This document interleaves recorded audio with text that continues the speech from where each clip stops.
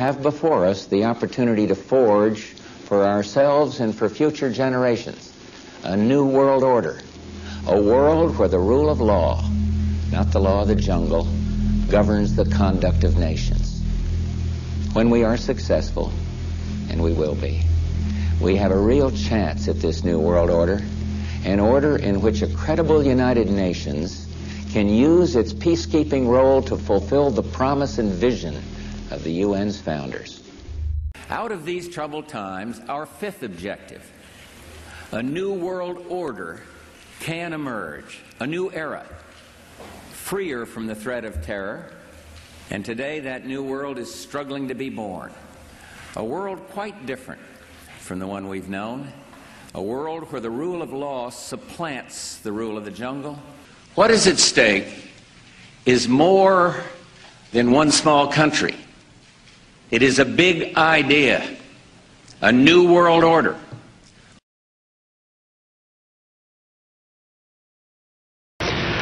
There is a chance for the President of the United States to use this disaster to carry out what his father, a phrase his father used, I think, only once, and hasn't been used since, and that is a new world order. Think about this. First, we've got population. The world today has 6.8 billion people. That's headed up to about 9 billion. Now, if we do a really great job on new vaccines, healthcare, reproductive health services, we could lower that by perhaps 10 or 15%. But we've got to stop doing the two suicidal things, which are hanging on to our nuclear weapons, and then after that we've got to stabilize the population. When I was born, so what's wrong with the population? I mean, there were too many people. That's why we have global warming. We have global warming because too many people are using too much stuff. But if there were less people, they'd be using less stuff. Een stralende Bill Gates, maar niet voor lang.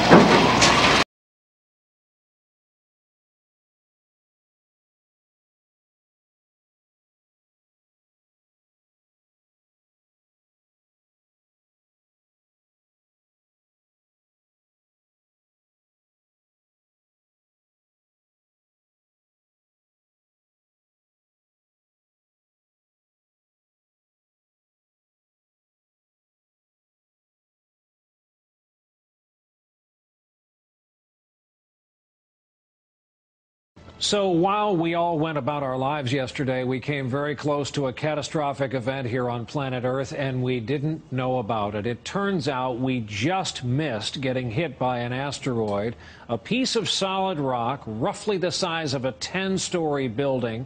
Now, I say just missed because it came within 45,000 miles of us. That's a lot closer than the moon is, and scientists say way too close for something that big.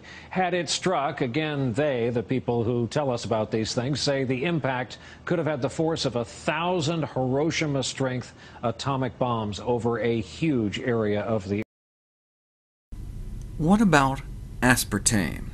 Should we continue to avoid NutraSweet? Yes, probably a good idea, as there continues to be case reports of aspartame-induced brain conditions like pseudotumor cerebri. While Libya has faced violence on the greatest scale, it's not the only place where leaders have turned to repression to remain in power. Most recently, the Syrian regime has chosen the path of murder and the mass arrests of its citizens.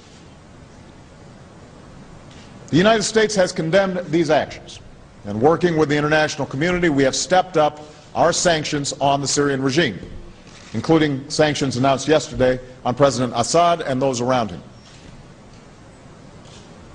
The Syrian people have shown their courage in demanding a transition to democracy. And President Assad now has a choice. He can lead that transition or get out of the way. The Syrian government must stop shooting demonstrators and allow peaceful protests. It must release political prisoners and stop unjust arrests. It must allow human rights monitors to have access to cities like Daraa, and start a serious dialogue to advance a democratic transition.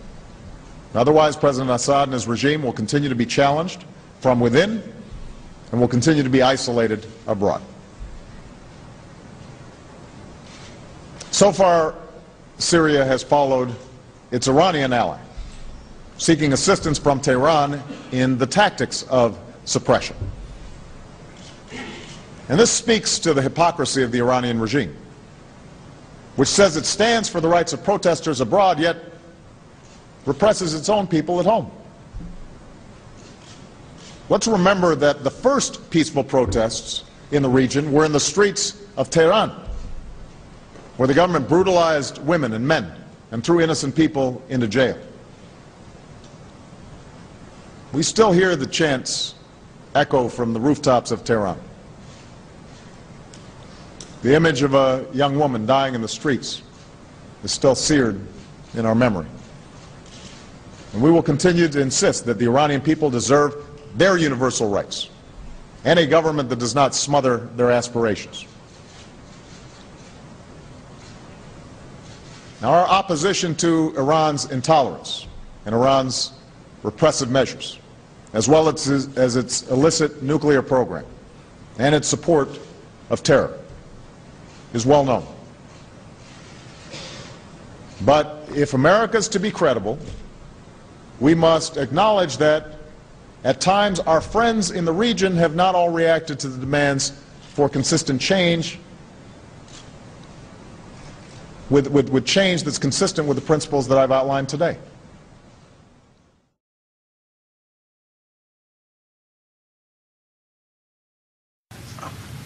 I frankly think that crisis initiation is really tough. And it's very hard for me to see how the United States president can get us to war with Iran. Which leads me to conclude that if, in fact, compromise is not coming, that the traditional way of America gets to war is what would be best for U.S. interests. Some people might think that Mr. Roosevelt wanted to get us into World War II, as David mentioned. You may recall we had to wait for Pearl Harbor. Some people might think Mr. Wilson wanted to get us into World War I. You may recall he had to wait for the Lusitania episode. Some people might think that Mr. Johnson wanted to send troops to Vietnam. You may recall he had to wait for the Gulf of Tonkin episode. We didn't go to war with Spain until the until the Maine exploded. And may I point out that Mr. Lincoln did not feel he could call out the Federal Army until Fort Sumter was attacked, which is why he ordered the commander at Fort Sumter to do exactly that thing which the South Carolinians had said would cause an attack. So if, in fact, the Iranians aren't going to compromise, it would be best if somebody else started the war. One can combine other means of pressure with sanctions. I mentioned that explosion on August 17th. We could step up the pressure. I mean, look, people, Iranian submarines periodically go down. Someday one of them might not come up. Who would know why? We can do a variety of things if we wish to increase the pressure. I'm not advocating that, but I'm just suggesting that this is not a either-or proposition of, it's just sanctions has to succeed or other things. We are in the game of using covert means against the Iranians. We could get nastier at that.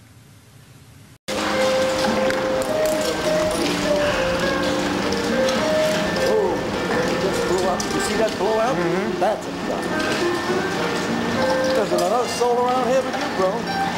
Got balls?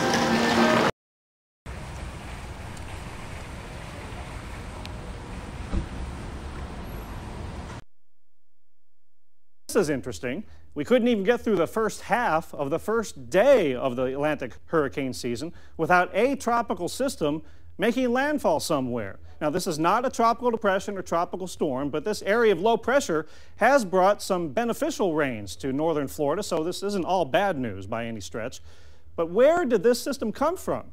Well, tropical systems can originate in all kinds of interesting places, especially early and late in the season. And this low, actually, you can trace its roots to a squall line, an area of mid-level spin in the atmosphere up in Michigan 2 to 3 days ago. Let's look at this 48-hour satellite loop and watch as this system comes off the northeast coast of the U.S. and quickly, overnight and during the morning today, make its way down to northern Florida. Not where you usually see tropical systems originate, but the atmosphere always has some tricks up its sleeve. This system could get into the Gulf, so we'll have to watch it over the rest of this week.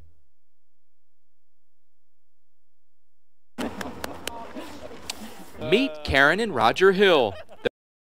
I saw that morning, being down here now, as different as it looks, I still have those visuals, those images in my mind, in my head.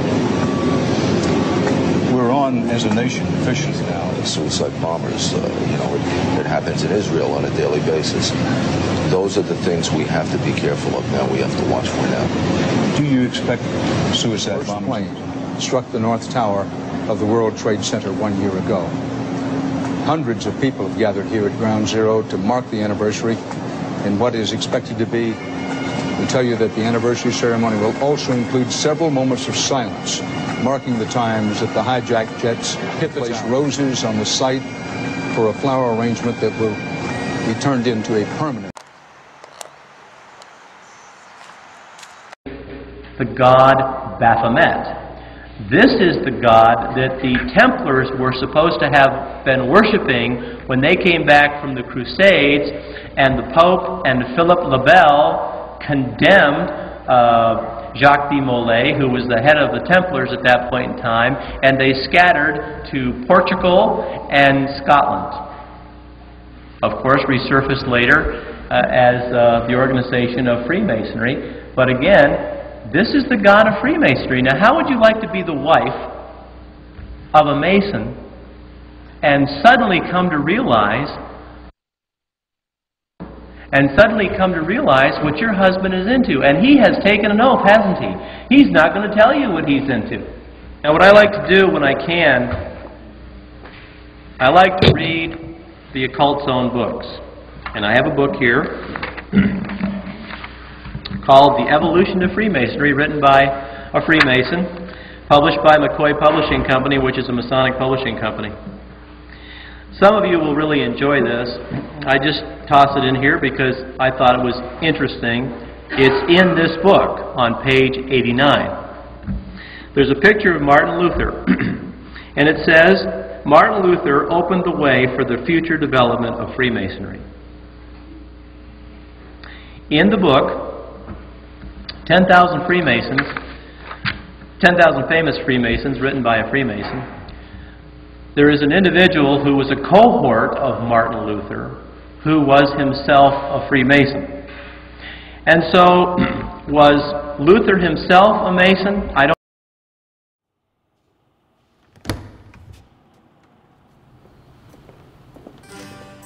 What kind of man are you? Have you ever thought about how people regard you, or what kind of legacy you want to leave? Do people say good things about you? Is being the best person you can be something you value highly? We believe in honour, morality, virtue, charity. It is our values that help us focus on how we treat the world. We believe we are good men, but there is always room for improvement. Our rituals teach us to be the best we can be. As Freemasons, this is something we are passionate about. Our craft has been in existence for hundreds of years, and there's a good reason for this. Because good men like to keep the company of other good men.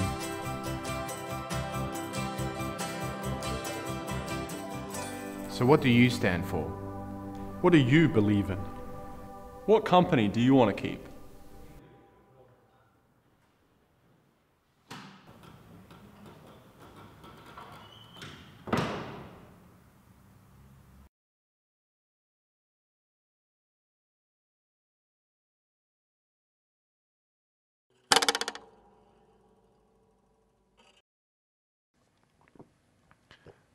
I enjoy fluoride in my water and in my toothpaste because I don't want to have control over my free will. Life is just easier that way.